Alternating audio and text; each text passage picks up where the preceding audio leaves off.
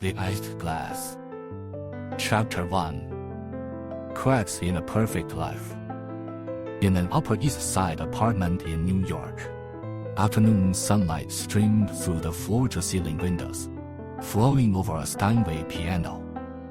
Emily Harrington's slender fingers danced across the black and white keys, playing Debussy's Clair de Lune. Her golden retriever, Bacchus, lay quietly on the Persian rug, his tail swaying gently to the melody. It was a perfect picture until she saw her husband Mark tending to his potted plants on the terrace, his insecticide sprayer nearly empty. "Darling, let me get the concentrate for you," Emily said, heading towards the storage room. Her hand had just touched the brown plastic bottle. "Don't touch." Mark practically rushed inside, snatching the bottle away, his expression unusually stern. "Emily, how many times have I told you?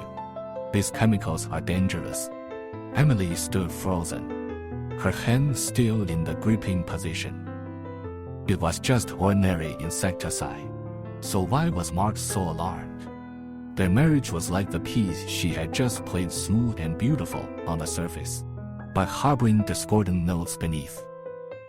Ever since being diagnosed a year ago with a congenital uterine defect that left her unable to bear children, an invisible wall had slowly risen between the once kindred spirits. Sleeping in separate rooms had become an unspoken arrangement. 7 days later, on a storm-ravaged night, the shrill ring of the telephone tore through the apartment's silence. Emily picked up the phone, hearing the frantic voice of a hospital nurse. "Dear Harrington, Director Robert has been hit by a car." When she arrived at New York Presbyterian Hospital, all she saw was the cold indicator light outside the operating room. Mark, the lead surgeon, emerged, removing his mask, his face etched with fatigue. "I'm sorry, Emily. I did everything I could."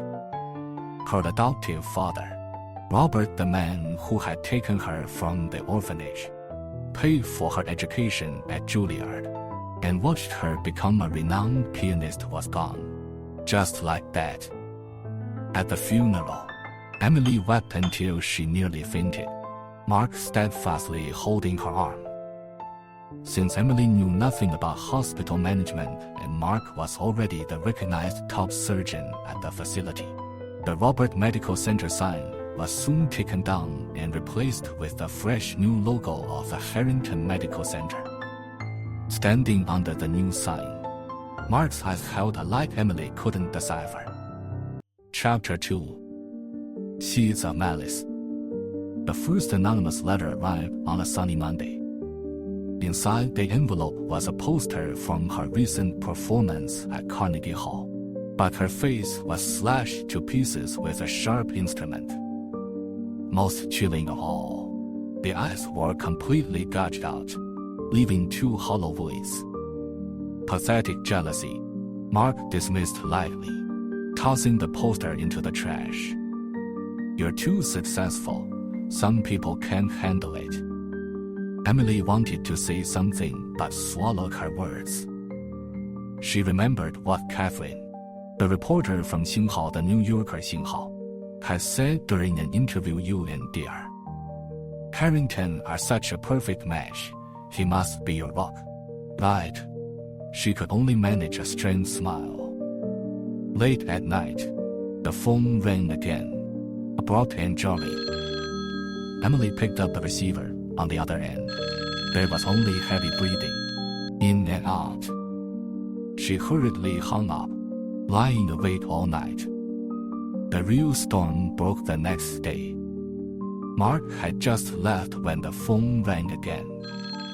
This time, the caller used a voice modulator, the voice distorted beyond gender. "My name is Sarah Johnson," the voice said. "Your husband's mistress." Emily felt the blood in her veins freeze solid. "I'm 5 months pregnant," the voice continued coldly. And you, a woman who can't have children, haven't even cooked him a decent meal. Have you? The violation of her privacy, the humiliation, made her tremble from head to toe. She slammed the phone down, but it rang again immediately. Can't take it. Hurry up and get a divorce. Don't stand in the way of our happy family of 3. Emily, shaking, opened the mail she received that day. Inside, sure enough, was a copy of Xinghao, What to Expect When You're Expecting Xinghao. In the parents' name fields, Mark Harrington and Sarah Johnson were written in handwriting that stung her eyes. She rushed into the study, pulled out Mark's documents, and compared the handwriting. It was almost identical. She immediately called Mark, her voice trembling. Mark, you need to come home. It's urgent. I'm heading to JFK now, flying to Switzerland for a medical summit. Mark's voice was distant and rushed. Whatever it is, we'll talk when I get back. The line went dead, the dial tone sounding like a final judgment. That night, Bacchus barked incessantly on the terrace. Too scared to go out and check, Emily stayed inside. The next morning, she found Bacchus's cold, lifeless body on the terrace, next to the open bottle of insecticide. Because Bacchus is neutered, we're in the same boat, she had once said to Mark. No, her other self had been poisoned. Chapter 3, A Fatal Choice. Emily, wearing a brown wig, sunglasses, and a bulky hoodie, pressed the doorbell to Sarah Johnson's apartment. Confirming no one was home, she used the unfamiliar key she found in Mark's drawer and easily opened the door. The apartment was ordinary. The same Xinghao What to Expect Xinghao book lay on the table. A photo of Mark and a woman stood on the nightstand. The woman in the photo was plain looking, but Mark's smile seemed genuine. The last string of reason snapped. She returned home, retrieved the remaining insecticide, and went back to the apartment. Opening the fridge, she found a half-gallon of milk and poured the lethal liquid inside. Her movements were so swift it felt like it wasn't her doing it. After completing the task, she rushed to Grand Central Terminal, changed back into her Chanel suit in a restroom, and stuffed the disguised clothes into her Hermes bag. She deliberately bumped into an elderly woman at a wine boutique, ensuring the woman would remember her face and the time of purchase, then hurried onto an Amtrak train and tossed the bag into a compartment trash bin. Meeting Catherine that evening, she waved the bottle of Bordeaux, planning to celebrate our anniversary with Mark. Catherine, the self-proclaimed unmarried independent woman, smiled meaningfully. 12 years, such a long time. At the alumni reunion, everyone talked about husbands and children. Emily could only smile in response. Her former junior, Chloe, sidled up, her eyes filled with excessive concern. Emily, are you okay? Of course she is. Her husband is so wonderful. Classmate Samantha interjected, pulling Emily away. Come see my new play. It's about a woman escaping an unhappy marriage. Emily kept glancing at her watch, distracted. At that moment, Sarah Johnson returned home and drank the milk from the refrigerator. Death came swiftly and painfully. Chapter 4, Traces of Evidence. The NYPD quickly got involved in the investigation. Led Detective James Miller, an experienced veteran, and his sharp, observant partner, Officer Lisa Rodriguez, took the case. Insecticide poisoning, the medical examiner reported. time of death between 7 and 9 last night. The investigation revealed the deceased was a nurse at Harrington Medical Center, divorced, with children living with her ex-husband. More notably, her bank account received regular, large cash deposits every month. I didn't know her well, Mark said, composed upon his return from Switzerland. The photo? That was from a hospital event. She insisted I keep a copy. Detective Miller picked up the photo, taken with a telephoto lens, and found the distance between the two in the picture didn't suggest an intimate relationship. Meanwhile, Emily secretly went to the hospital to check Sarah Johnson's file and found the handwriting on the resume was completely different from the anonymous letters. A thought flashed someone had forged those letters. But the police investigation was already starting to point towards her.